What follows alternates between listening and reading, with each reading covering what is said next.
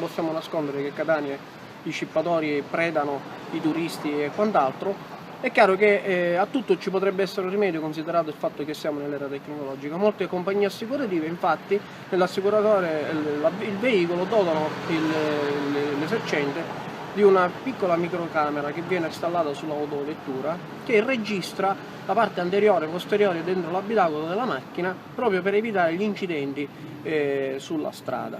Questa videocamera, che ha una risoluzione molto ottima, consente di vedere tutto quello che succede davanti al veicolo, quindi noi possiamo presupporre che se le assicurazioni degli autonoleggiatori installassero queste telecamere, al momento in cui lo scippatore, il predatore, agguanterebbe la propria preda, sarebbe subito videofilmato da queste telecamere, che poi facilmente inserite nei tablet che sono equipaggiati le nostre volanti potrebbero identificare non solo lo scippatore, ma vedere effettivamente il delitto come viene compiuto e andare a recuperare anche il maltolto turisti. Questo potrebbe essere una soluzione per limitare i danni degli scippatori sulla città di Catania.